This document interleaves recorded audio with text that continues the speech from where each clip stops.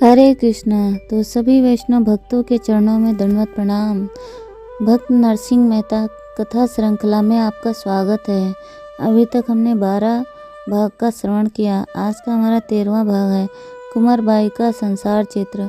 भारतीय जीवन की एक विशेष बात है कि संयुक्त परिवार की प्रथा, इस प्रथा ने किसी समय हमारे गृहस्थ जीवन को महान, उज्जवल और सुख शांति में बनाने की बड़ी सहायता की थी। आज भी अनेक स्थलों में इसके गुण देखे जाते हैं, परंतु हमारी अज्ञानतावश इस सुंदर प्रथा का भी एक दुष्परिणाम हमारे घरों में देखा जाता है, और वह है गृह कलह। आज अधिकांश परिवार इस गृह कलह के शिकार हो रहे हैं।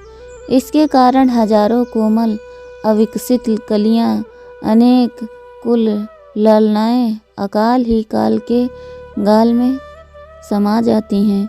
कितने ही संपन्न परिवार सदा के लिए दुख संसार में डूब जाती हैं। यद्यपि यह कलह अत्यंत साधारण सी बातों पर ही होती है, परंतु यह अहर्निश सारे परिवारों की आग की तरह तापता रहता है, और किसी भी गृहपति के लिए उसे बुझाना असंभव हो जाता है। यहाँ तक कि जो न्यायाधीश कचहरी में बैठकर दुनिया के बड़े बड़े और अत्यंत जटिल मामलों को तय किया करते हैं, वे भी अपने घर में मुकदमे का फैसला करने में असमर्थ हो जाते हैं। जो अब उपाधि प्राप्त डॉक्टर भीषण से भीषण प्राणघातक रोगी की चिकित्सा बड़ी सफलता के साथ किया करते हैं, वो भी इस ग्रह रोग को दूर करने में असफल रहते हैं। इस भारतीय ग्रह कला की भयंकरता का इससे अधिक और क्या वर्णन किया जाए। भगवान इस महामारी से भारत की रक्षा करें। भक्तराज नरसिंह राम की प्रिय पुत्री कुंवरबाई का विवाह एक सुसंपन्न शिक्षित परिवार में हुआ था, और जब से ससुराल गई थी तब से बराबर ही कुलोचित धर्म का पालन पूर्ण रूप से करने की चेष्टा करती थी। वह कभी किसी काम से जी नहीं चुराती थी, सदा सबके साथ आदर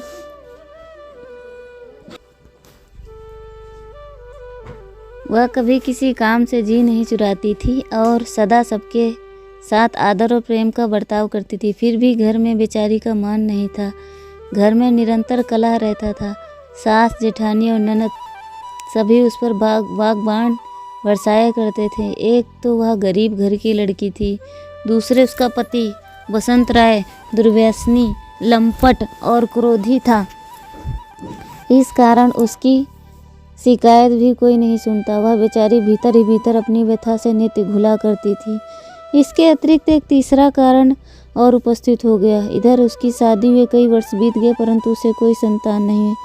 समाज में पुत्रहीना कुलवधुओं को लोग अभागिनी समझते हैं, और इस कारण भी उन्हें बहुत कुछ सहना पड़ता है।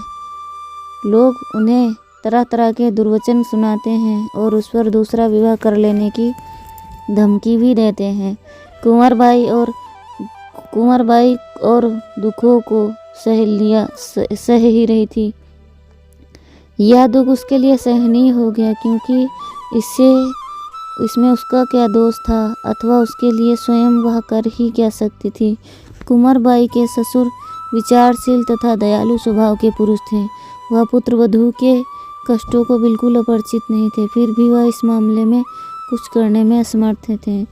अतः वह बेचारी एक मूक पशु की भांति यह सब सुनती सहती थी, और एकमात्र भगवान से अपने दुखों को सुनाकर संतोष कर लेती। कहते हैं, जब मनुष्य सब ओर से आशाएं छोड़कर केवल भगवान की दीन भाव से पुकारता है, तब उसकी पुकार भगवान के कानों में अवश्य पहुंचती है। फिर भगवान को उस प्राणी का कष्ट दूर किए बिना चैन नहीं मिलता। आखिर असहाय कुंवरबाई की मूक आवाज़ भगवान तक पहुंच ही गई, और भगवान ने उस पर कृपा की। वह गर्भवती हुई और धीरे धीरे उसका गर्भ 7-8 मास का हो गया। गुजरात काठियावाड़ में पुत्रवधू का सीमंत प्रसंग बड़े धूमधाम के साथ मनाया जाता है, और 2 दिन तक जाति भोज दिया जाता है। जिस स्त्री का सीमंत होता है, उसका पिता पुत्री तथा पुत्र के सारे कुटुंबियों को यथाशक्ति वस्त्र आदि देकर संतुष्ट करता है। उच्च कुल में वेद रहित सीमंत संस्कार शास्त्रोक्त विधि के साथ किया जाता है। कुंवरबाई का भी सीमंत मुहूर्त माघ शुक्ला सप्तमी के दिन निश्चित हुआ। सभी संबंधियों के पास आमंत्रण पत्रिका भेज दी गई, परंतु कुंवरबाई के पिता नरसिंह राम की निर्धनता का ख्याल कर उनके पास कुमकुम पत्रिका नहीं भेजी गई। जब इस बात की खबर कुंवरबाई को हुई तो वह बड़ा दुख हुआ। उसने सास के पास जाकर बड़ी विनम्रता से पूछा, सास जी, क्या जूनागढ़ मेरे पिताजी के पास कुमकुम पत्रिका नहीं भेजी गई? वह क्या करेगा जो कुमकुम पत्रिका भेजी जाती? हमारे इतने विशाल कुटुंब के लिए वह चीर कहाँ से जुटाएगा? उसके घर तो शंख बज रहा है। सास ने रुखाई के साथ उत्तर दिया, सास जी, आपका कहना ठीक है, परंतु माता पिता का प्रेम अपनी संतान पर कितना होता है, इस बात को आप जानती ही हैं। स्थिति खराब होने के कारण वह अवश्य मेरी साध पूरी क्रिया करने का कुछ प्रयत्न करेंगे। आप उनके पास आमंत्रण पत्र भेज दीजिए। कुंवरबाई ने आग्रहपूर्वक निवेदन किया, माँ, भाभी का कहना ठीक है, जरूर निमंत्रण पत्र भेजो। उनकी शक्ति तो है ही, साधुओं के साथ यहाँ आकर हम लोगों को गोपी चंदन तुलसी के हार और कौपिन देने की, हम लोगों को भी अपना साथ लंगोटाधारी साधु बना देने की। माताजी, उनको तो अवश्य बुलवा भेजना चाहिए। बीच में ही कुंवरबाई की ननद ताना मारते हुए बोली। ननद के इस कटाक्ष से कुंवरबाई के हृदय में बड़ा धक्का लगा। उनकी आंखों में बरबस आंसू भर आए। एक कुलीन पुत्र वधू के पास रुदन के सिवा और बल ही क्या रहता है। सास जी, ऐसी दुर्निर्दयता न कीजिए, मेरे पिताजी के पास समाचार अवश्य भेज दीजिए। अगर वह नहीं कुछ लावें तो आपके पास कमी ही किस बात की है। कम से कम हम पिता पुत्री की मुलाकात तो हो जाएगी। मैं जब से आई हूँ तब से जूनागढ़ एक बार भी नहीं गई। आप जानती हो ही, इसी बीच मेरे भाई का और मेरी माँ का देहांत भी। इतना कहते कहते कुंवरबाई का गला भर आया और वह फूट फूट कर रोने लगी। इस समय कुंवरबाई का विलाप सुनकर कोई भी ब्रज हृदय अलद्रवित हुए बिना न रहता, परंतु फिर भी उसकी सास पर घर तो शंख बज रहा था। सास ने रुखाई के साथ उत्तर दिया, सास जी, आपका कहना ठीक, हृदय पर तनिक भी असर न हुआ। उसने उस विलाप का भी उल्टा अर्थ निकाला।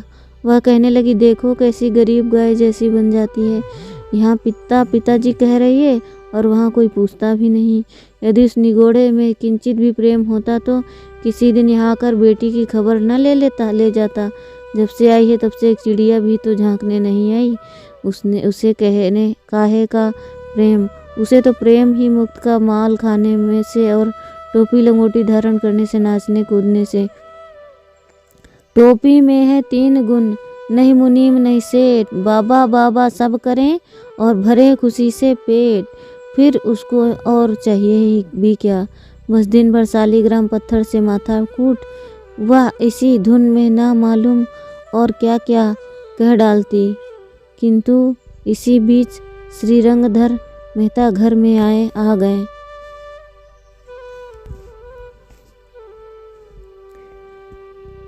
मालूम हो क्या क्या कह डालती, किंतु इसी बीच श्रीरंगधर मेहता घर में आ गए और मामला शांत हो गया। उन्होंने पत्नी की आवाज़ तथा बहू की रुलाई सुनकर किंचित क्रोधावश में पूछा, क्या बात है, आज बहू रो क्यों रही है?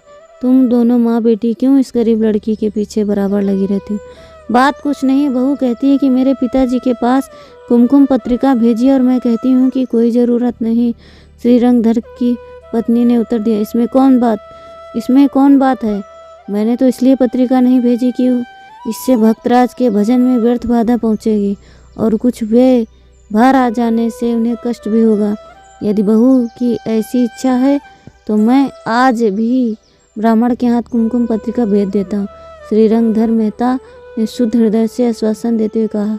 अपने वचन के अनुसार श्रीरंगधर मेहता ने तुरंत एक ब्राह्मण को बुलाया और आमंत्रण पत्र भेज दिया, जूनागढ़ भेज दिया। कुंवरबाई को इस बात से संतोष हुआ, प्रसन्नतापूर्वक गृह कार्य में लग गई।